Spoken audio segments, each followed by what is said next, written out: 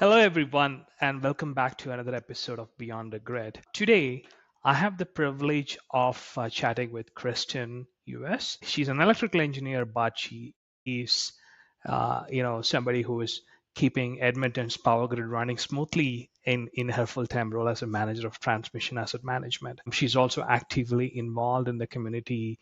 I understand as a volunteer mentor. She's an artist, a mom, so she knows a thing or two about juggling a busy life while making a real difference in the life of Edmontonians. Kirsten, welcome to the show.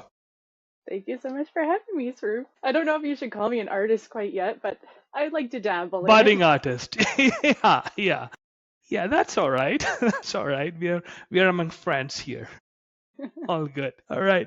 So let's get started. Maybe talk a little bit through your entry into the utilities industry, how your career shaped throughout the years, and how you came out to be in the role you are right now. Talk us through a little bit Sure. of that. Yeah. Okay. So I have this on my LinkedIn, but I never really knew that I wanted to be an engineer. I grew up in a family where neither of my parents went to university, so I didn't have anyone really to follow in the footsteps of. But I knew I was good at math and science, so my parents said, "Well, you should become an engineer. It's just obvious, right?" Yeah, So I studied engineering and so familiar. That right? pitch is so familiar. So I studied engineering and I wasn't quite sure even what discipline I wanted to do because I didn't really know any engineers. I didn't know what engineers did. But by process of elimination of all my preconceived notions of what engineering was, I ended up with electrical. And so I studied electrical. And still, while I studied electrical, I still didn't know what I wanted to do because I still didn't know any engineers. So I just kept a general kind of course load. I didn't do any specialty or specific kind of streams, but I did get an opportunity to spend 4 months in an oil and gas facility in northern Alberta and as a co-op student, and I really loved it. I thought it was amazing, and oil and gas seemed like a really interesting industry. It had a lot of opportunities. You could travel around the world, you could do all sorts of stuff. So when I graduated, I applied to work in oil and gas, and I was able to get an offer to move to Calgary and work for Imperial. And so that's where I started my career as an engineer in training. And I worked as a reliability engineer for their upstream operations in Western Canada. So I had an opportunity to work in Northwest Territories, in Alberta, in different areas. I did like sort of conventional oil sand kind of work, and that was really great. I really loved it. I had a big variety of things to take care of: substations, generators, motors, protection, VFDs, everything. Anything that electricity touched, it was mine to kind of keep running. And so that was really good. But I kept getting the question, would you like to be a technical engineer when you are older, or would you like to be a management professional? And I didn't really know Interesting the answer to that question. So I thought I need to try something that gives me management experience because I have no to idea know if I that. want to be a manager. Yeah, So then I had the opportunity to switch into project management, and that's when I got into utilities. So um, yeah, about 10 years ago, no, more than that. Yeah, around 10 years ago, I had the opportunity to move into utilities as a project manager, and I thought, okay, this will be good. I can learn if I like management and I like working with people. And so I did that for a few years, and I think it was really nice that I had the experience as a customer because I could then relate. And as I was delivering projects, I knew how to kind of work with our customers and understand what their concerns would be. And then I had the chance to work in asset management. So there was a positioning opening up, and the manager of asset management said, why don't you try asset management? Because you're delivering projects. Asset management is your customer. They're the ones who decide which projects are even going to go ahead. So come to where the source of the work is and find out what that's like. So then I started managing a portfolio of work and working with the project managers to deliver on that portfolio. And that's where I got a lot of exposure to regulatory work, filings, applications, business planning, business processes, variance, that kind of thing. So then I was really enjoying that. And then I had my first child. And I realized that that portfolio management was a really high pressure job. It had long hours, it had a lot of things. and my priorities had shifted a little bit. I wanted to be close to my family. I wanted to be close to my baby. And so an opportunity opened up with Epcor, which was a management role. And that was going to be a promotion for me because at the time I was still a senior engineer. So I thought, okay, here's another step towards that. Like, do you want to be a manager engineer, a management engineer, or a technical engineer? So I moved into a manager role, started managing a small team, really liked that, had another child, and then kind of came back to work, started to get settled, and realized I actually kind of missed the technical work a little bit. Had gotten far enough away from it with project management, portfolio management, Yeah. managing people in sort of a long-term planning role that I was like, oh well, I kind of miss like why is that motor broken down or why did this line trip? And so when the manager of transmission asset management opened up, it was a bigger team, more technical work, getting back closer with operations. And so I applied for that role, and that's how I ended up where I am today. Great journey, and it's also so organic, right? A lot of us go through these phases where you don't know where the next logical step is, and suddenly the universe starts speaking, right? There's something else, some opportunity that come out of the woodwork, and it aligns with your personal goals. That's a perfect timing for those things. With respect to, you did spend some time in oil and gas, a good amount of time in oil and gas. What's kind of the difference from an industry perspective between oil and gas and utilities, in your opinion? Or have you even thought about that from that Yeah, perspective? um, I think the biggest difference for me was just the regulatory environment. So Yeah, the utilities are very highly regulated in Alberta, yeah, which is my experience. And in oil and gas, it's a private company. So as long as you can justify it to management, you can do whatever you need. And there's big money in oil and gas, like, millions of dollars being tossed around at any given moment.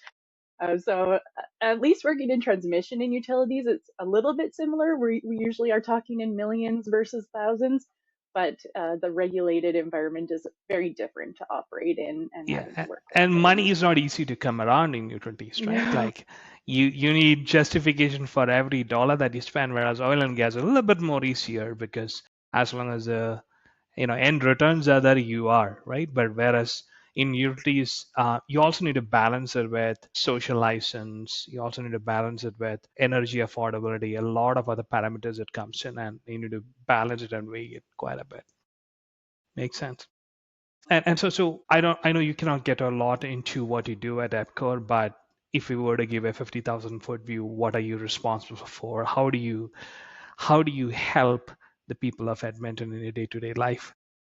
sure, yeah. So as the manager of transmission asset management, my team's job is to keep the lights on. So we are trying to keep the system operating and reliable. So we make all the asset decisions around what kind of maintenance interventions are required, when should life cycle replacements occur, and then we support operations in terms of reviewing test results and coming up with what should specifications look like for new equipment that we're ordering, what should sparing look like, what is our philosophies around that. So asset management is really all about trying to balance these pillars of cost, risk, and performance, and trying to come up with the best way to uh, get the most value out of your assets while keeping Yeah. in mind all of those different aspects. Yeah. And just to peel that a little bit more, right? Like if I find a lot of the people that are hear my podcast are also new to, they know about the electricity industry, but they're still new to this. They are still learning what it means to be in the industry, et cetera, et cetera. Right? Some of them are like totally not in the industry at all. And from that perspective, what are some of the challenges in like the traditional asset management space? You talked about regular maintenance required, right? And with potentially, if the maintenance is not kept up to date, then you have an equipment failure, which means that when you switch on, there's no power, right? So what are some of the critical challenges that you face in that maintenance life cycle? Sure. Before I go too deep into that, you remind me of something of that I should go back a little bit further to the Sure, fundamentals sure. of. Please do, So please do. Epcor is a small utility, as you said.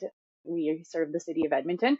So my team as transmission asset management focuses on all of the transmission assets. So we have to maintain everything in the substations, all of the transmission lines, both overhead and underground, all of the communication equipment that helps the devices communicate between the substations and our control center. So my team takes care of everything. In some other utilities, it's broken down and you'll have like a big asset team for just lines and a big asset team for just substation equipment. So just a substation person, like substation manager, you could have that too, right? Yeah, yeah, yeah, absolutely. Yeah. yeah. So at Epcor, we're a small utility, so we have, or smaller, so we have just one team taking care of all the assets, everything that we own. And then, okay, so asset management and challenges around asset management. So I think for me, the biggest challenge that I see is the data and data management for assets. So whenever you're trying to make these decisions around maintenance or replacement and how should you operate equipment and things like that, it to make the best decision that you can make, it requires a lot of data. You need a lot of history about that asset, commissioning test results, operating tests. What has its life looked like? Has it seen a lot of faults come through it? Has it been operated beyond its recommended nameplate values? And so there's a lot of data that needs to come together for an engineer to make a decision around what should that maintenance and replacement program look like. And a lot of our assets live for 60, 70, 80, 100 Yes. years. Yeah. And we went through a major transition in the last 30 to 50 years, maybe, of going from paper to electronic data. Assets. Yeah. Yeah. And so there has been a lot of stuff that's been lost because it was on handwritten notes or memos or drawings, and then it had to be transferred electronically, and some things got scanned and some things are still in paper files. And so it brings a lot of challenge to asset managers to kind of try to figure out what is the history of this device, what has it experienced over its lifetime, and how can I put all of this together to make the best crystal ball that I can to decide what I should do with this What I asset. should do. What the main schedule should be. Yeah, yeah, Yeah. And that, so that, 90 out of 100 people that I talk to, well, 9 out of 10 people that I talk to, asset managers talk about exactly that. Data is the biggest challenge. And it's not just the conversion from previously handwritten notes to digital forms, it's also the continual maintenance of that, right? Because as humans, we try to, sometimes we quick about entering things, and people are in the field, they're doing an inspection, they don't have the latest gadgets in their hand, or it's minus 30 outside. I don't know whether we do inspections of minus 30, but just extrapolate that.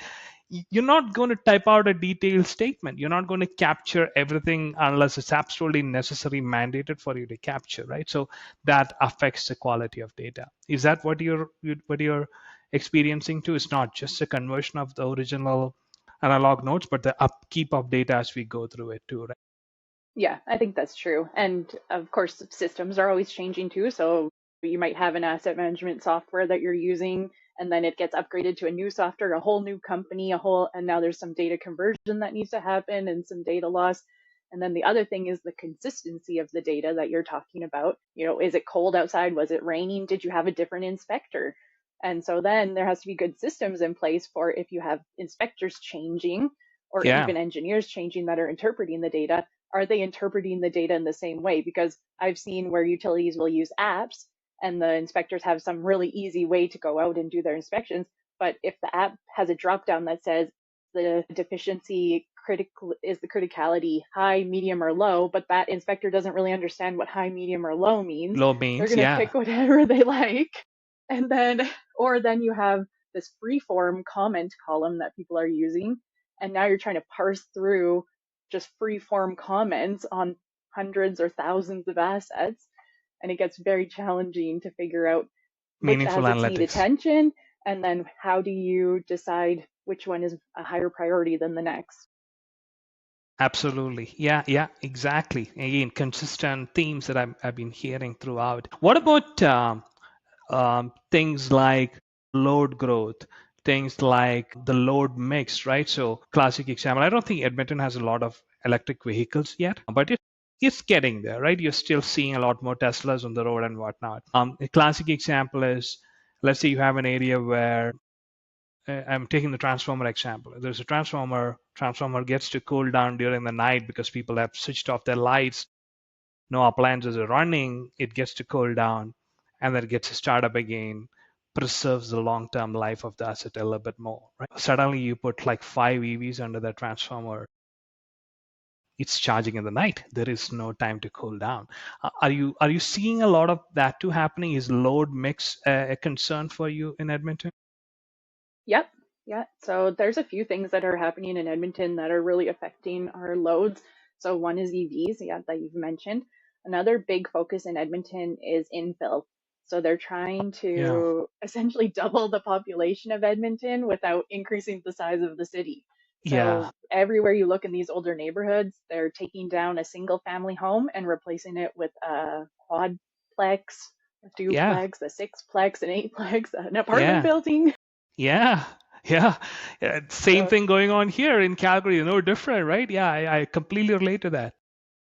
yeah, so we have that added growth of like now you have four houses where you used to have one, you have the EVs, and then it's kind of being offset by the DERs, which is the distributed energy resources or the solar panels that are being put on houses and some energy efficiency appliances. But then they're also talking about potentially changing the building code to have electric heating in homes instead of Yeah, gas to try to yeah. reduce emissions. Heat pumps and whatnot.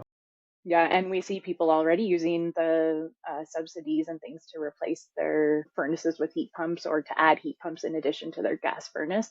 So there are a lot of factors that are adding to our load, and it's exponentially increasing it. Now, I work on the transmission side, so we tend to be sort of the downstream people, like we get the effects later in the, but the people on the distribution side are really facing this challenge right now, and it's causing a lot of concern around how are we going to supply that load? And then what does that mean for transmission? Do we need more substations? How are we going to add extra capacity? So we're doing Yeah, lots of work together to look at, okay, we have a life cycle replacement of a big power transformer in a substation coming up.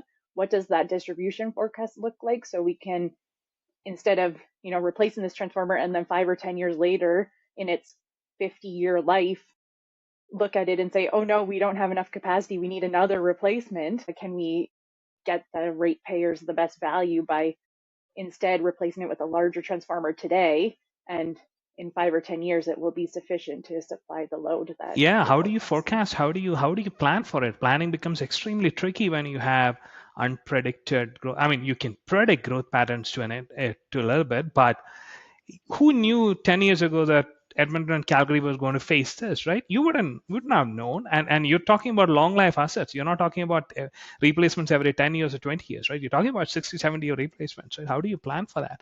It is a very tricky situation. You must be keeping a lot of your brain cells functioning Yeah, it high does. throughput. We are seeing a lot. I would say that the transformers, some of them are struggling, but it's the underground cables, the distribution cables, where there's a lot of failures and unexpected things happening because yeah, the load on them is just so high, and the thermal capability of soil and duct bank to release that heat is just not Yeah, there. that's very interesting. So there's a lot of digging up going on. Yeah, yeah. So thankfully in transmission, it's coming, but it's not quite here yet. I Quite am good. curious to see how the solar panels and things start to affect how the flows go, because again, like in a traditional utility environment, we're almost always used to delivering power to customers, and that's kind of how the system has been built over time. And now in the power grid, we're seeing, power flows are going in both directions. We're not Yeah. always delivering power to customers anymore.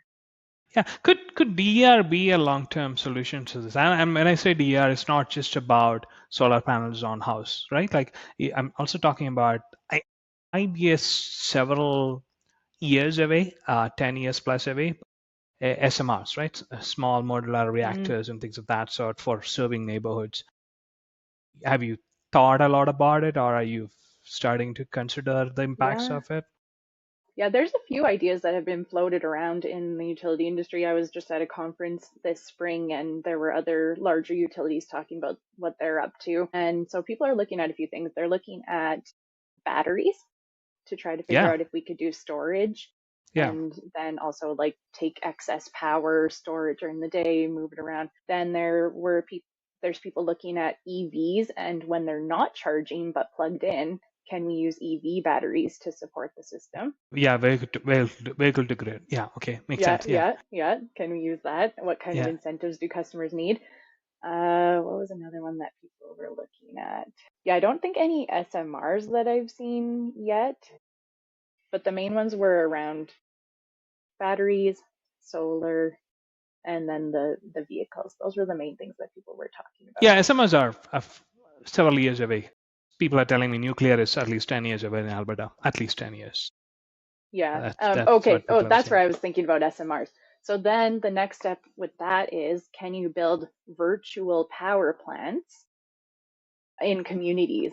And that's Yeah. already happening in the US and some testing and things going on here in Canada.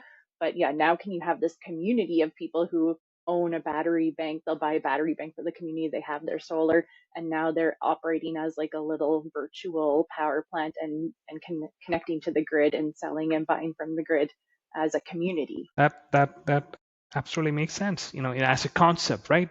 And I think, yeah, you're right. It's probably being tried out in the US right now. I don't know whether anywhere in Canada there's a pilot ongoing. There might be. I've not looked into it, but it is an interesting concept as well. So one of the things I do is I'm not directly in the industry, but as but I've been in the industry for so long, consulting for the industry, right? Putting technology solutions together to solve some of the challenges that you face. Is technology supporting you now sufficiently in what you need to do? Do you have the right tools, or are you still relying a lot on people's intuition and together things to put in an Excel to figure out how to do analysis and whatnot? Is that how things are happening, or is it more technological components being introduced efficiently and being used efficiently? I think this probably varies across the utilities. That's So true. some Very utilities true. are very focused on, like I'm thinking about, California, where they have in some of their large utilities, they have data scientists that are on staff Yeah. and they're always working on coming up with different models and different tools. Lots of vendors coming out with AI tools to monitor. Let's say, for example, you have a fleet of transformers, you can buy this transformer monitoring tool. It's going to use AI to figure out which of the transformers in your fleet doesn't look quite the same as the other ones. There's lots of, with the new asset management softwares that are out there, there's lots of integration with geographic systems, Yes. the finance systems, and then that's also helping with that. So I think it really depends on each utility and how willing they are to spend the money on IT upgrades and using the technologies. I will say that in my experience so far, the smaller utilities struggle a bit more to implement these technology solutions just because they have fewer assets to deal with. So it's easier for someone to do it by hand or using Excel or those kind of tools, simpler tools. And the larger utilities have the advantage of their fleet being so large that it's impossible. You'd have to hire so many people to do a detailed To analysis of their assets that they can then justify those technology solutions. Yeah. And I would think smaller utilities is also the barrier for technology to adopt technology solutions is a bit more higher, right? Because it's a larger utility technology cost gets spread across all the assets that you have, whereas smaller utilities is tough because some of these technology components are costly, right? Mm-hmm. They're not. So you need to make that case for rate case and get the regulator to allow you to spend the money, ultimately charging people in Edmonton or Alberta, wherever that is. So that becomes a Yeah. problem too. Yeah, I completely get that. Yeah, you're kind of, it feels like you're a bit stuck in between a rock and a hard place because True. I found that the regulator wants you to make really good decisions that are data based, data driven, that you can justify and all of that. But at the same time, it's very hard to get those tools Yeah. that give you all the data that you need to make the data driven decisions. Yeah, so And so so, people can spend more time in analyzing as opposed to massaging data, right? Like that's the tricky part, right? When you are small, people do spend a lot of time in massaging data and then analyzing it, but you can afford to do that. It's smaller asset base and whatnot. And as you move into this high growth period, it becomes tricky, right? Because then all of a sudden, you have to make these highly impactful decisions on a growing portfolio, but you still have the tools where you were a smaller utility, right? And small is always relative, right? 10 years ago, you were very small. That's not you are right now, right? So that makes sense. That makes total sense. Yeah. Yeah, I mean, one of the things that I'm passionate about is like figuring out cost optimized ways to get to some of these solutions, and we've been trying to do that with quite a number of utilities. Now, with technology changes like AI and other things, right? And I would almost argue that although AI enabled analytics is this complicated term, people think of it as complicated term, costly thing, but I'm starting to feel that the barriers for entry is lower because you can try out certain things, you can adopt point solutions, solving certain things, etc. I recently wrote a blog about how AI could apply in field solutions. The idea was, hey, or and most from the distribution context, not necessarily from the transmission context, but it's more about people are maintaining lines. Simple example, right? And regardless of what the climate is out there, they have to go do that. And when they do that, they are interacting with maybe the count I saw was maybe some depending on the utility, some of them are interacting with like 6 to 7 systems at the same time, and they have this tablet in their hand, they're outside or in their truck, and then they remove the glove to put something in and then put the glove back when they need to go out, etc., right? That automatically becomes a barrier for good data entry because what you see is that they do the minimum things so they can do it and get out. What we are trying to pilot is can you make it conversational, right? Like can you make it as if a field person is just talking to the tool? Generative AI allows you to do that, and you're just having a conversation with somebody, the tool captures it and automatically captures everything. So it doesn't miss anything, and as long as the tool can manipulate the data in the right way, you have all the right information in place by the time the work order is done. And the brownie point is the field service person technician is not pissed off because he has to enter 10 different passwords, right? Yeah, So that's so a great idea. yeah, so things like that is at least in pilot phases. We're seeing a lot in the US. We're starting to see a lot in Canada. So I think the future is a lot more brighter now, for people like you, where you are struggling with the issues in data and whatnot.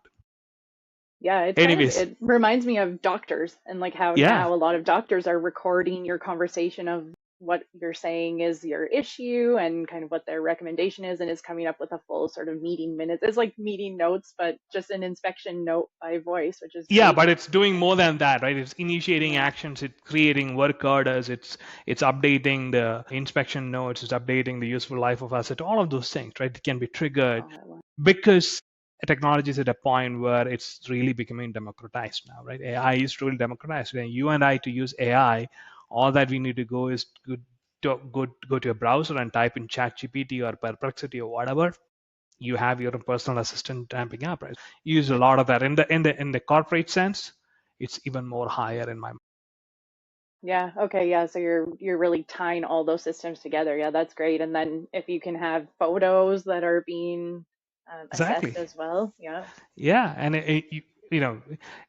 the computer vision can be used there. So there's lots of applications, intermingled applications. I think it was Satya Nadella who was saying that all this web layer and enterprise application layer extra that you have, where you log in and interact with different systems and whatnot, it's all going to give way to this AI layer, the agent layer, where you're talking to the agent, and the agent is helping you with doing several things, right? And in a normal life, I would say, if I have an agent and I'm using the agent to book my movie tickets, book my flight, and I just tell a command and say, these are my parameters, go book it, it'll go book it and come back with you, right? So you're not like actually physically searching. It is doing the work for you. What that would do to our daily life once it's fully matured, that's exactly what might happen with somebody in the field service world, right? Yeah, I Focus on even think what you about need to it. do. Yeah, we've talked about this in the asset management space where we're looking through our database and trying to figure out, when was the last time this equipment had maintenance done on it? Like, I would love to just tell my computer, please pull all the maintenance records for this piece of equipment. Go.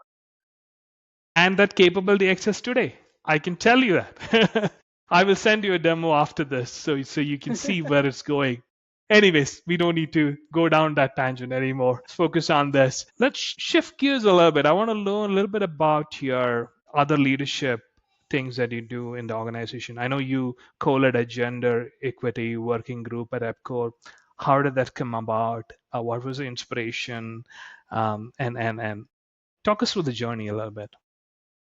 Sure. So I think being a woman in engineering, you kind of get put into this gender kind of stuff Yeah, right away because you realize as soon as you step into class for the first day that you are a minority, and so there's going to be some challenges that you're going to face, whether it's at school or at true, work.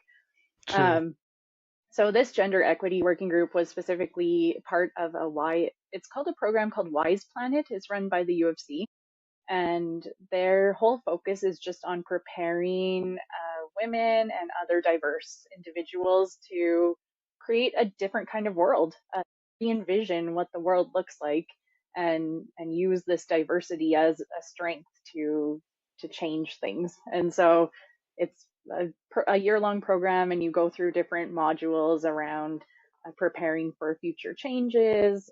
There's learning about yourself as a leader and how can you interact with others, how do you best interact with others.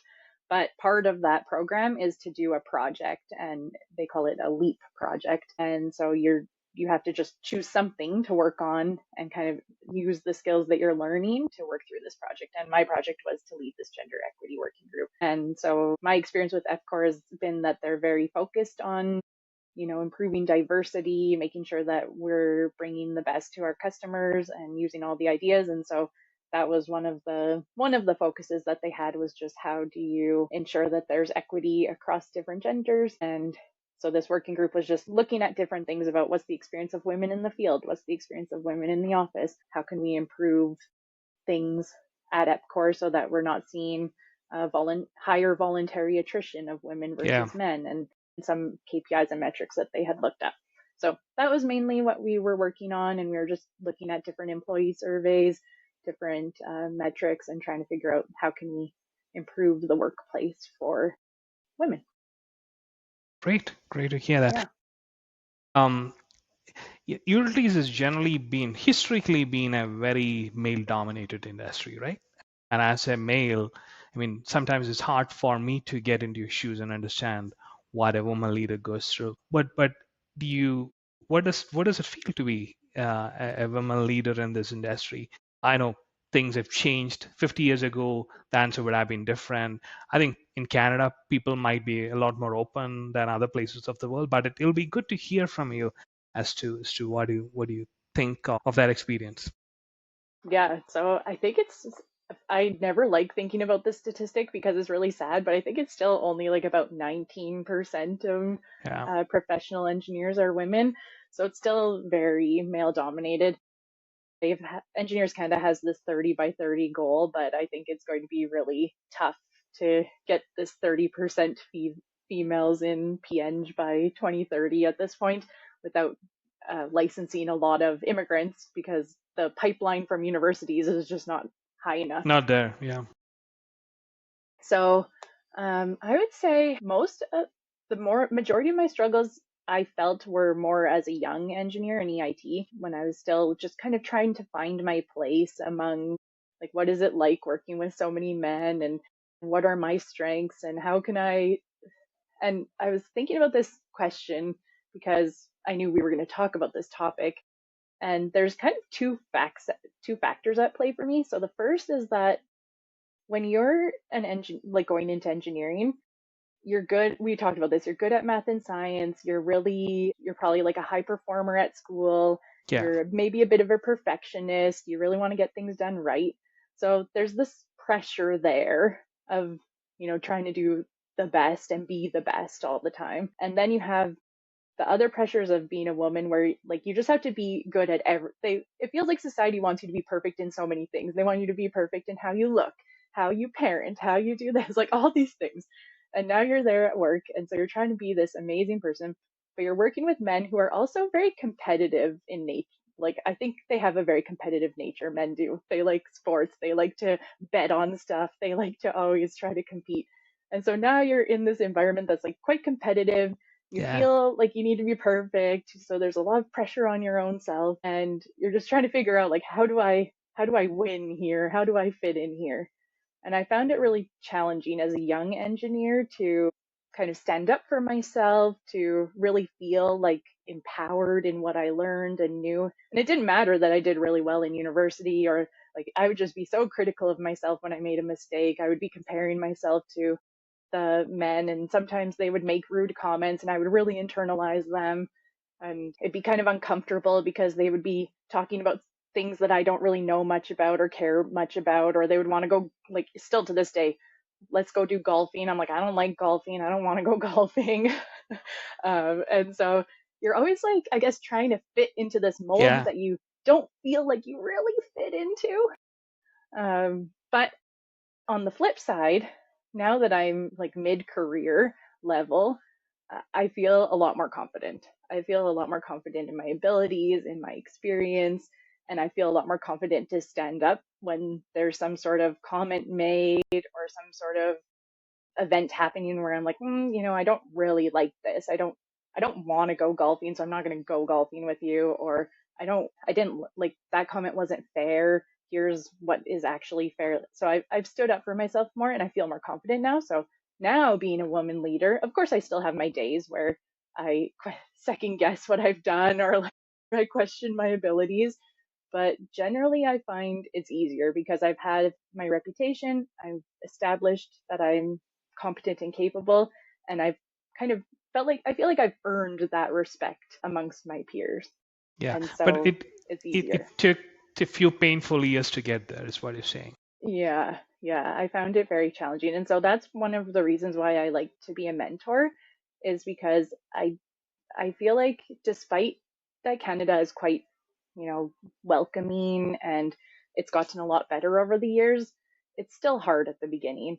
And so I want to be there for the younger engineers to just say, like, you're going to hear comments that are not going to feel good. And there's going to be times where you feel like the square peg in the round hole. And there's going to be times where you're going to go home crying and not like what's going on. But like, if you can make it through this part, then engineering will be like, you'll feel better and it will be better and you'll have more confidence. Awesome. Awesome. If you were to give one piece of advice to a young female student who is in the university now, final years, what would that be? It would be to find yourself a circle of women to just talk to whenever you need to. Because as you said yourself, the men don't really understand. Like, Get they just can't. They just can't. They, We they're don't not get it. in that Yeah. spot. Yeah. So if you're just trying to talk to a group of men about your experiences, it's just going to be hard. So it really helps to find a group of women, whether it's like through a women mentorship program or a women's group in your company, or even if you have female classmates that you can keep in touch with, like, just kind of keep a little core group of women that you can just talk about. And when a man says, oh, you were the diversity hire, then you can go to that group of women and just, talk to them about that, the feelings that that brings up, how unfair it felt to hear that, how incorrect it is. Um, and, talk to them about, like, what should your next steps be? Are you going to confront that person about their comment? Are you going to talk to your manager about that comment? And just process it, because, yeah, it's not easy every day. And so you just need a group to just bounce So ideas off build your of. support system. Yeah. And there are leaders like you now available to help with that, right? So, and Yeah, for sure. organizations like the WISE to help you with that. Great. Thanks Yeah. for And this kind of like led me to why I also am just interested in diversity in general. So as I was kind of exploring this topic, I started talking to more women, and I realized, okay, well, I'm still a Canadian born university graduate white woman. And like, all these experiences that I've had felt so hard. But then I started talking to immigrant women, and Yeah. others that have come into the country. And I'm like, wow, there's so many other aspects of diversity and other populations that struggle with things. Like when I volunteered with an organization in COVID, and one of the people that I worked really closely with came out as part of the LGBTQ2S plus community. And they like that was a huge struggle for them. That was a huge like they felt so uncomfortable and scared. And then I realized like they were the same kind of thing. Like they were trying to fit into this group of us that were mostly heterosexual and all this, and they didn't quite. And so I was like, okay, so there's this like that kind of diversity. There's diversity in race and ethnicity and all these different things. And so then I got really interested in like the intersectionality and how does it feel to be in engineering with all these other identities. Well, I'm glad that we have people like you championing that. It's definitely a worthy cause, and I'm often think about it. I'm as a man, it's not easy for me to relate to a woman, though I live in a woman-dominated household. I have wife and my two daughters. I'm the minority, true minority here. Still, it is hard, right? What about? I know you're involved in the Working Mothers. There is a group of an association that you are involved with. Tell us a little bit about that too. A lot Yeah, of social okay. causes that you're involved in, which I is am. excellent. This goes back to that when I talked about my career story and how my values they I felt like my values entirely changed when I became a mother. Like before I was so focused on my career and my progression and I need to get my PNG, I want to be a VP someday. Like you think about all these different things.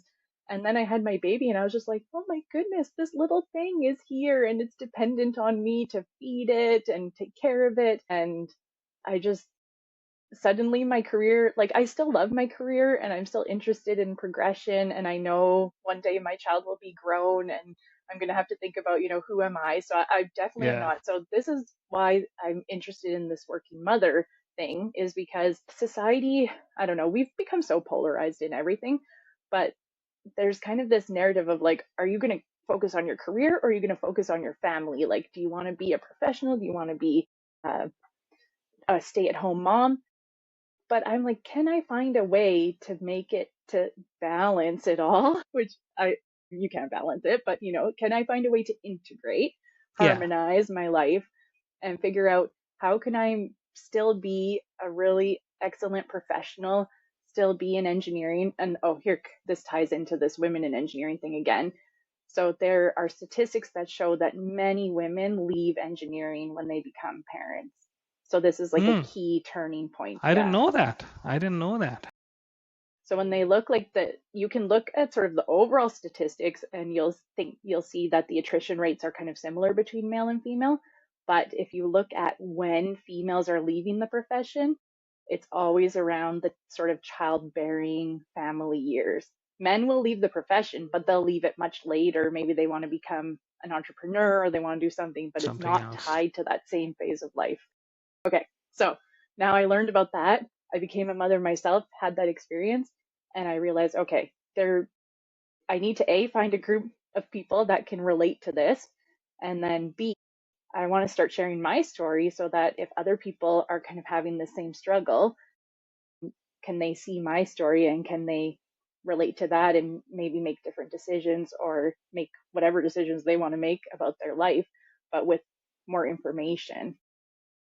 So that's how I became a bit of a working mom advocate, was to try to figure out how do I stop the attrition of professional engineers in the childbearing years? How do I balance my own life?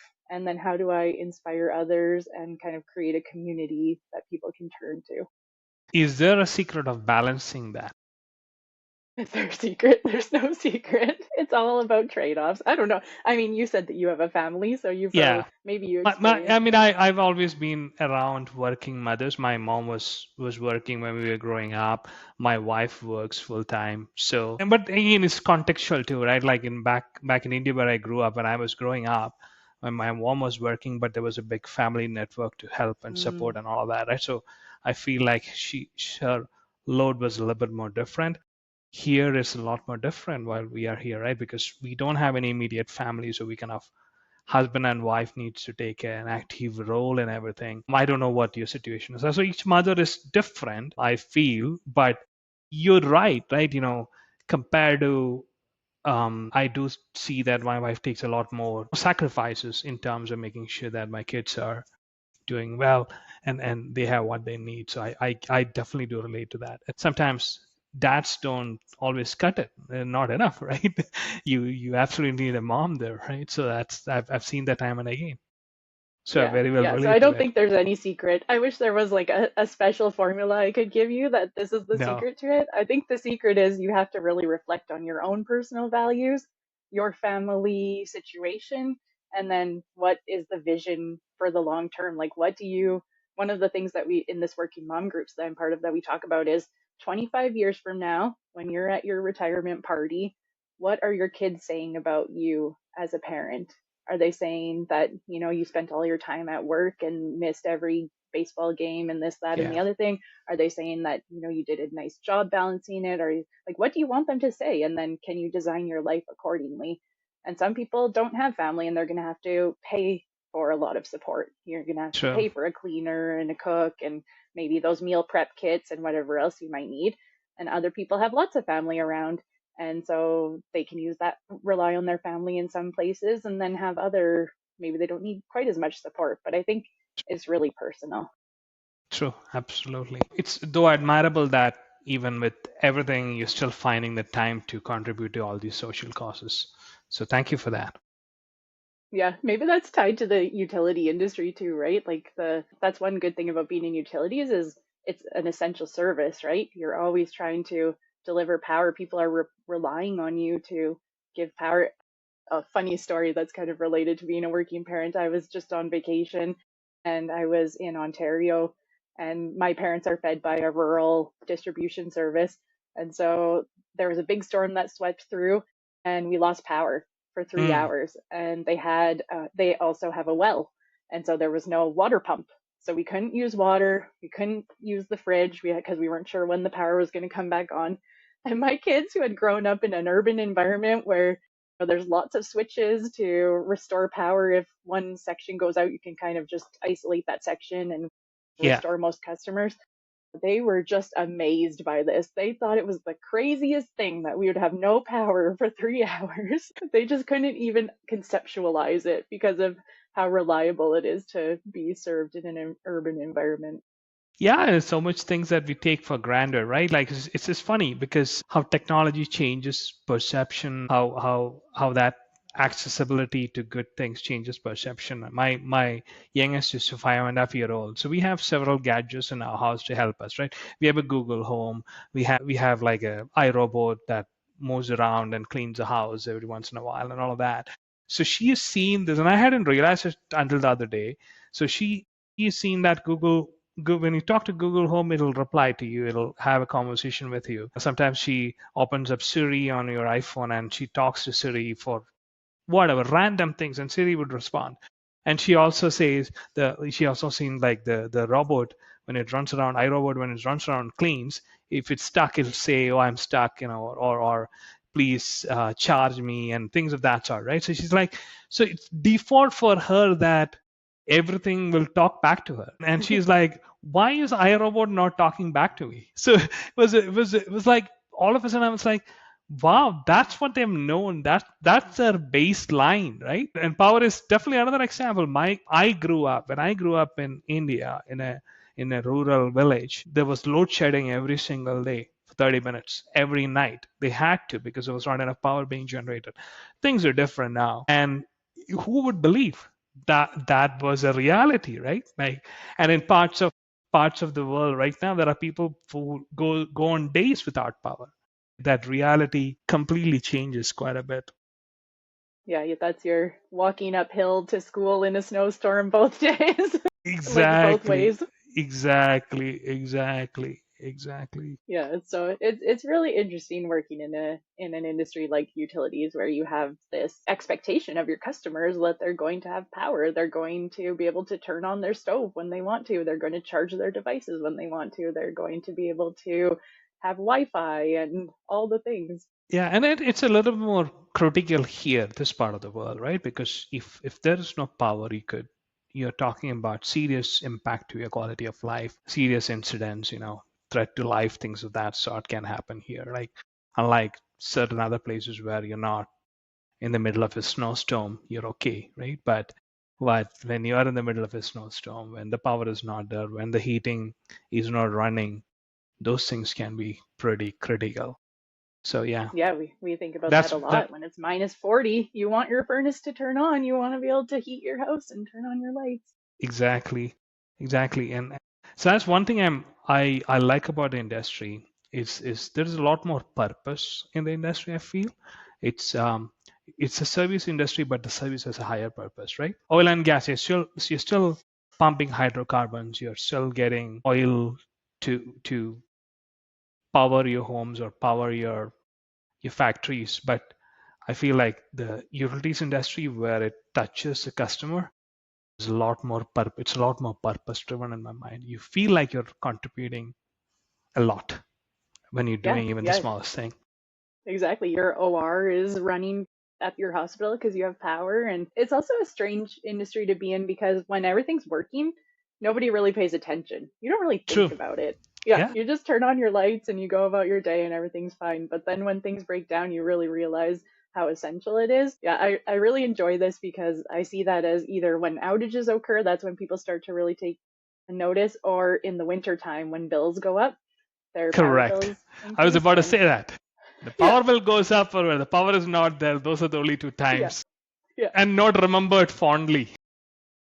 Exactly, right? But there's so many other days where your power is coming and it's not too expensive and everything is fine, and nobody really thinks of that. So that's one of the interesting things, even in being in asset management, is that sometimes it's hard to describe the impact that we're making because when everything's running and everything is going just fine, nobody really thinks about us. We're just keeping the system going.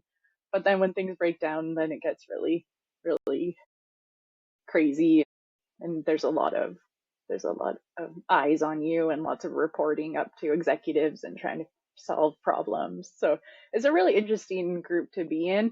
And then the regulatory aspect of that, of trying to justify to regulators when to replace equipment and why we need X to improve reliability or why we need to do things, is, yeah, that's a whole nother story. So it's a really good spot to be in. I enjoy it. Great. What are you looking forward to in the next 6 months to a year or beyond? What am I looking forward to?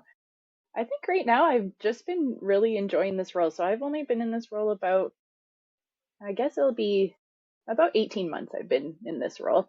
And so part of it, as I said, was just to get back to that technical work.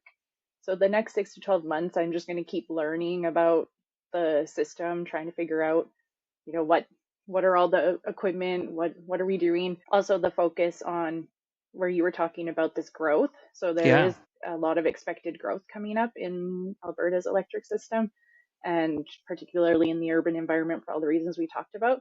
So how are we going to set ourselves up for success using technology? Because we're not going to be able to hire 100 more people to get us through this next phase. So how can very we true. set up our systems to make sure that as we're adding these new assets, because they're going to be hundreds of new assets, how are we going to set ourselves up for success using technology? There's also a lot of stuff going on in the just the energy market in general, and even in the reliability and compliance area. So we have, of course, with asset management comes a lot of like Alberta reliability Yeah. standards and compliance to those, figuring out, how are we going to meet those new requirements. So I think probably the most exciting thing in this next 6 to 12 months is learning about the system, plus trying to make sure that we're ready for this huge growth that's coming our way Yeah. in the next 5 years.